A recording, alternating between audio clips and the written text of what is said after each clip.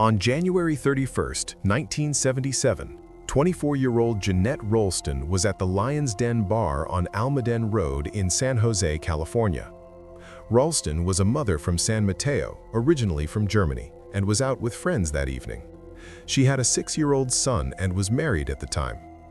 Witnesses reported that Raltson left the bar with an unidentified man. She told her friends she would be back in 10 minutes. She did not return. The following morning, February 1, 1977, the owner of an apartment building on Graham Avenue discovered a Volkswagen Beetle parked in the carport that did not belong to any residents. Ralston's body was found in the back seat of her own vehicle. She had been strangled with a long-sleeved dress shirt. The medical examiner determined she had been sexually assaulted. There had been an unsuccessful attempt to set the vehicle on fire. The location was approximately 5 minutes from the bar where she was last seen.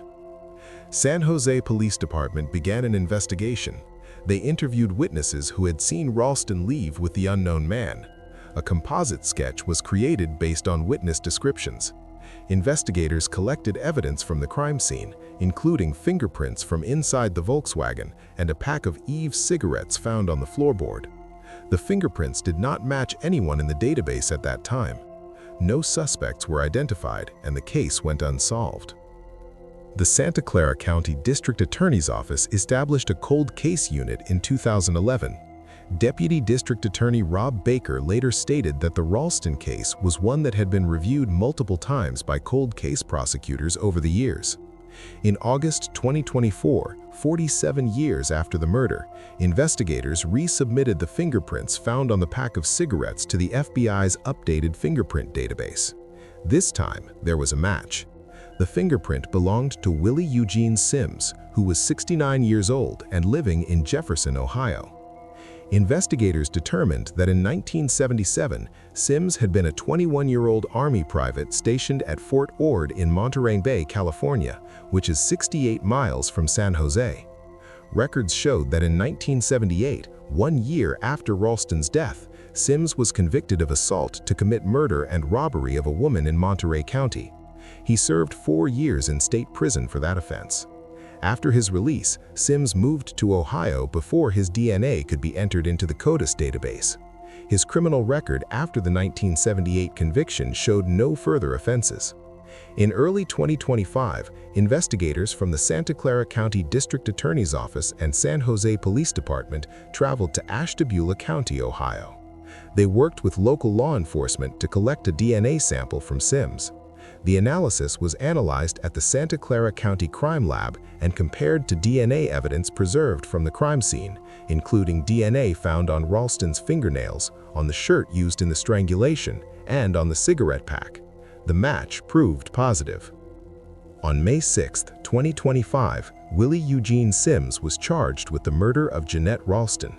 He was arrested in Ohio and faces charges that carry a sentence of 25 years to life. Deputy District Attorney Rob Baker contacted Ralston's son, Alan Ralston, who was 54 years old at the time of the arrest. Alan Ralston posted on social media thanking investigators for their work. Santa Clara County District Attorney Jeff Rosen stated that forensic science continues to improve and that the office does not give up on cases regardless of how much time has passed. Since 2011, the Santa Clara County Cold Case Unit has solved more than 30 homicides, some dating back to 1969. More than half of these cases were solved in the 5 years prior to 2025, assisted by a $500,000 federal grant for cold case investigations. The Ralston case was solved through a combination of preserved physical evidence, advances in fingerprint database technology, and DNA analysis. The fingerprint on the cigarette pack, which did not produce a match in 1977, was successfully matched to Sims in 2024 when resubmitted to the updated FBI database. The subsequent DNA testing confirmed the match and provided additional evidence linking Sims to the crime scene.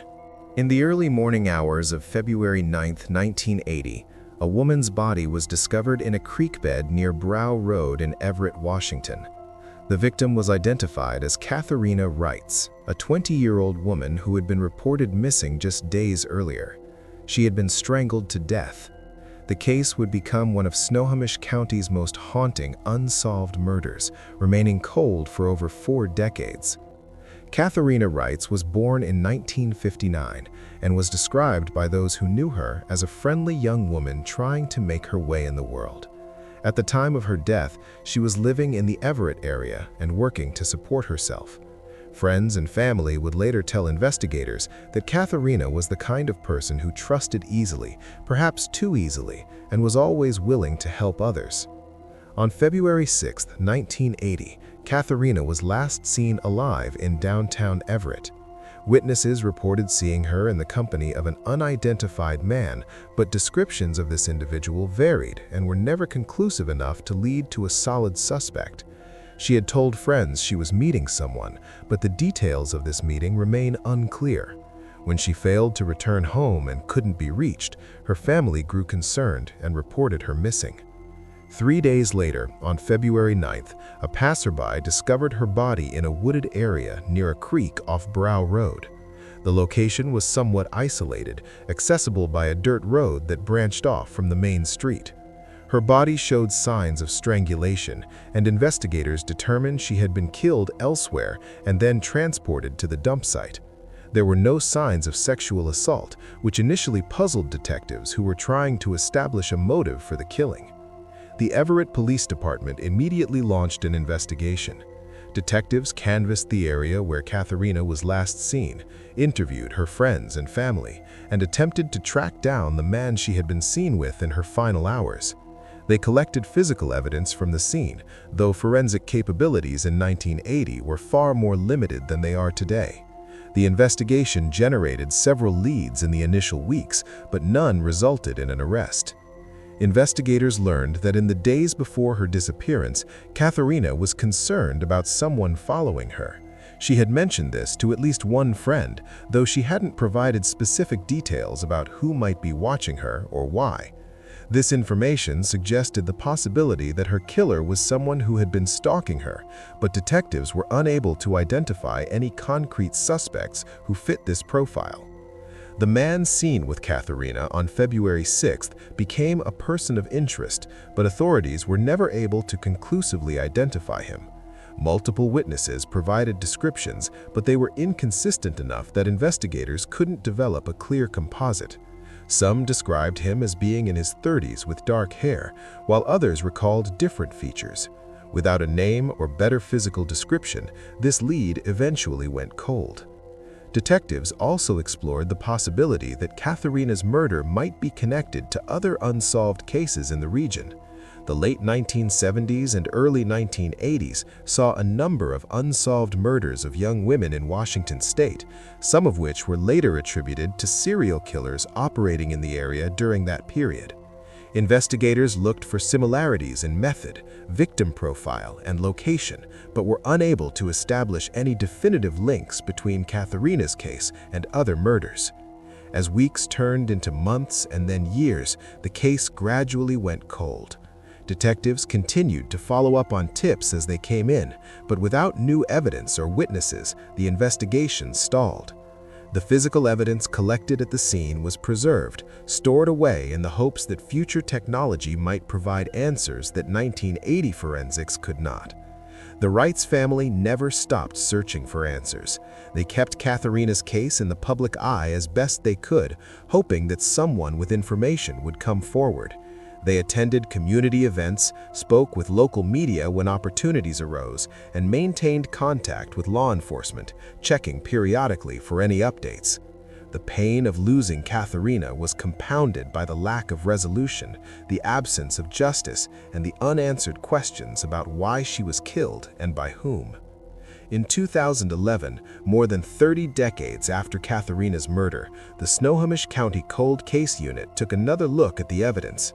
Advances in DNA technology had revolutionized criminal investigations, and cases that seemed unsolvable in the past were being reopened with new hope. Detectives began the process of reviewing the physical evidence from the Reitz case to determine if genetic material had been preserved and whether it could be analyzed using modern techniques. The review process was painstaking. Evidence had to be carefully cataloged, examined, and prepared for testing. DNA analysis in 2011 was far more sophisticated than anything available in 1980, capable of extracting genetic profiles from smaller samples and degraded material.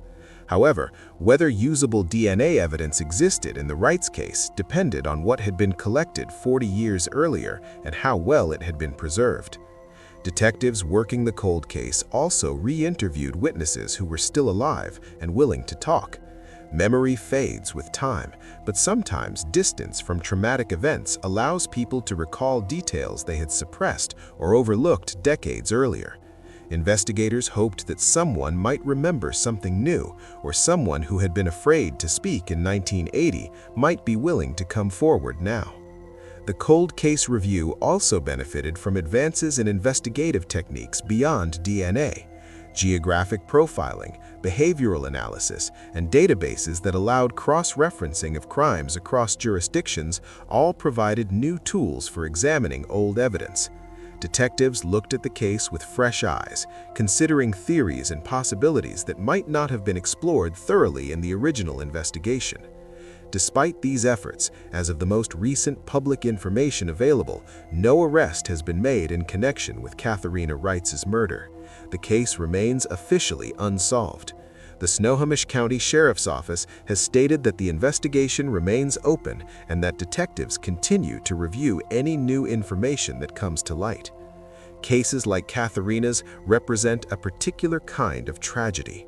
A young life was cut short violently, a family was left without answers, and a community was left with the unsettling knowledge that someone who committed murder walked free among them. For more than 40 years, someone knows what happened to Katherina Reitz. That person might be the killer, or it might be someone the killer confided in. That knowledge, that secret, has been carried for decades. Law enforcement officials continue to hope that advances in forensic technology or a change of conscience will eventually break the case open. DNA databases continue to grow, and familial DNA searching has proven successful in solving other cold cases from the same era. There remains a possibility that evidence preserved from 1980 could still yield the answers investigators have sought for so long. Anyone with information about the murder of Katherina Reitz is urged to contact the Snohomish County Sheriff's Office. Even small details that might have seemed insignificant 40 years ago could prove crucial now. Time may have passed, but the commitment to finding justice for Katherina has not diminished.